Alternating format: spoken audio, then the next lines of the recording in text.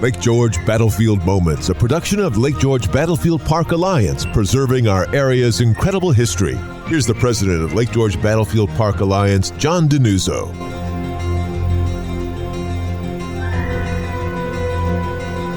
Welcome to Lake George Battlefield Moments. Our guest today is Director of Planning and Zoning for the town of Lake George and Chair of the Cortlandt Street Reinterment Committee, Dan Barusch. Now, that's the local group that's been planning the reburial of the remains of 44 people associated with the Continental Army who died here in 1776. And Dan is a very busy guy. He's also a trustee of the Battlefield Park Alliance. I mean, how about having that to the ultimate career goal fulfilled, being an Alliance trustee?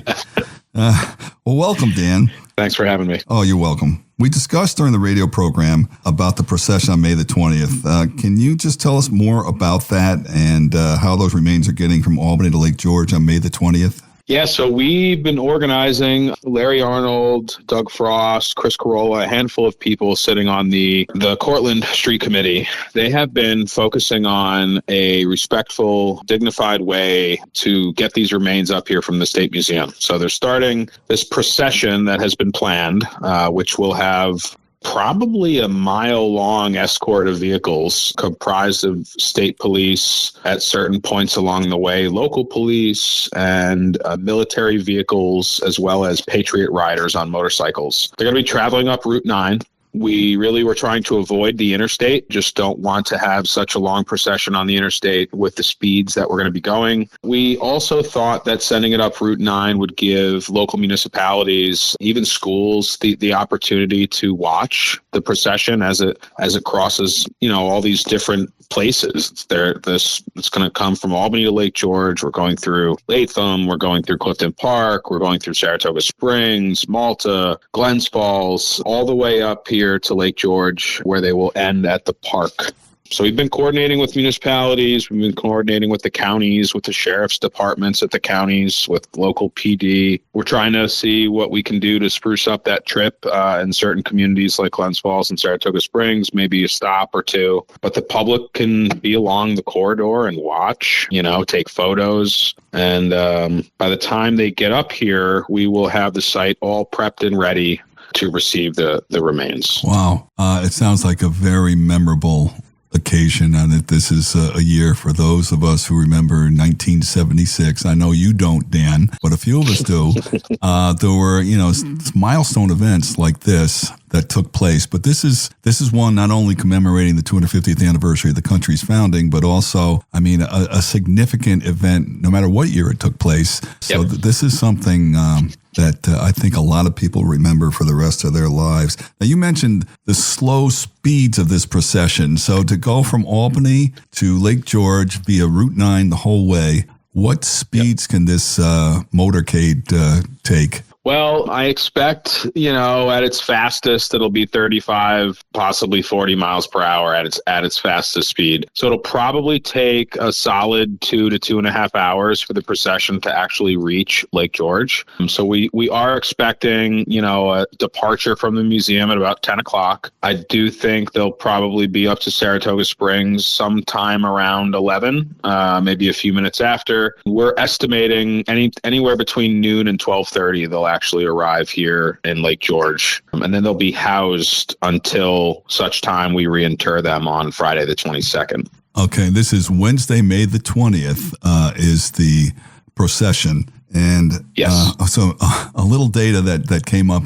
Fortunately, the state police has taken a very active and I think holistic role in this in terms of surveying everything and coordinating with local police agencies and public works departments, because that whole route, there's going to have to be, basically roads blocked off. My understanding is that there are something like 74 traffic signals on the route they're taking. Which, when you think, and that's just where traffic signals are. You have a lot of busy intersections that do not have traffic signals. And I think there's a total of 13 or 14 separate municipalities, 3 different counties. So it's quite an ambitious undertaking under any circumstances. So you mentioned the remains come to Lake George. The ceremony, which we'll be talking about in next week's podcast, takes place on Friday, May the 22nd. What happens from May 20th to May the 22nd with regard to these early Patriots' remains? Well, some of them will be placed in the columbaria at the conclusion of the procession on the 20th. We found a spot to house some of the remains for a couple of nights, but really couldn't plan around keeping all 44 of the caskets housed somewhere locally. So 40 of them will actually be reinterred unceremoniously on the 20th at the conclusion of that procession. The other 4, which will become known as the ceremonial caskets, will be at the heart of the ceremony and the reinterment on the 22nd at the big event. Those 4 are actually going to be placed at the Sacred Heart Catholic Church in town here, and there will be 24/7 sentry standing guard in front of the little building that they're going to be housed in. Now, my understanding is that those 4 remains, basically, they will be sealed off from the public. I mean, people can't, awake. They can't walk by and pay their respects. Correct.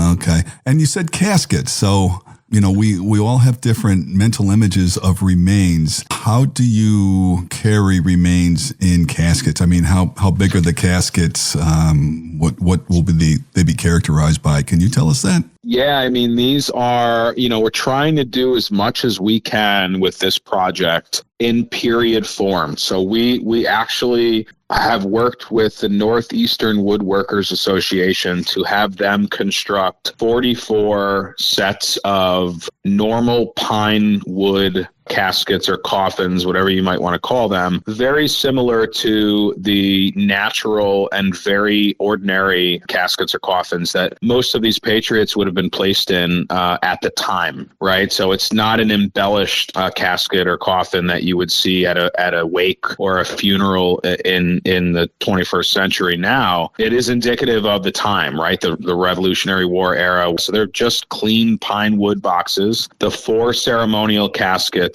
actually have handles on them, so they can be carried throughout the ceremony and on that procession into the project site that Friday. So these are what we would call half-size coffins or caskets made of pine. And just to bring people back, I guess, to the origins of this, back in 2019, when these remains were first uncovered during a construction project in the village of Lake George, were there any remnants of organized burial at that point in that cemetery? Not much that we could tell. What we could tell was we knew it immediately within a day. We knew it was a burial ground or a cemetery because of the conformity and the pattern of the grave shafts that were found. It wasn't a hodgepodge thing. I mean, we found basically evenly spaced apart burial shafts and different types of soil strata while we were removing them back in February 2019. So we knew it was a burial ground. There was at that time a little more research to do to kind of corroborate that theory, but it had been untouched. It had been untouched until 2019. So, and again, for our listeners, the assumption based on the extended, exactly 7 years worth of research of these remains and the remnants, the artifacts that were found around them, the evidence strongly suggests that they were not victims of trauma, but victims of disease, smallpox, correct? Correct. That is the theory. Oddly enough, ironically enough, Dr. David Starbuck made that assumption the week of the finding in 2019. And he basically told us, wouldn't it be wild if these were people that were buried who perished at the smallpox at the Fort George Hospital, which was where many people perished during that specific campaign from smallpox. And so that was a theory right off the bat. And it was really corroborated throughout those years of research by Lisa Anderson at the State Museum and Chuck Vandry at State DEC. And fascinatingly enough, I mean, the artifacts found near these remains do point to the 1st Pennsylvania Battalion, as Dan has said, and those artifacts are undergoing analysis separately, another end of the state, and hopefully someday we'll see them back in our area. But for now, it's good that these folks who drew their final breaths at Lake George will be reburied with ceremony, with dignity, and I think a great deal of love at Lake George on May the 22nd. and quite possibly the best resting place that anybody could ask for, overlooking the lake. Fantastic. Okay, well, next week we'll focus on the May 22nd ceremony at Lake George Battlefield Park, which, as I said, sure will be a major milestone in the region's history. And Dan Barusch, we know you're very busy, so we thank you for taking time to be with us. My pleasure. Thanks for having me. Our website is lakegeorgebattlefield.org, and we thank you for being a part of our history.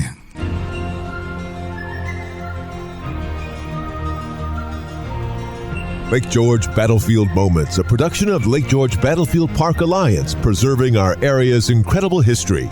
For more information or to check out the latest podcast, go to lakegeorgebattlefield.org and listen live on Saturday mornings to Lake George Battlefield Moments on 93.5 Lake FM.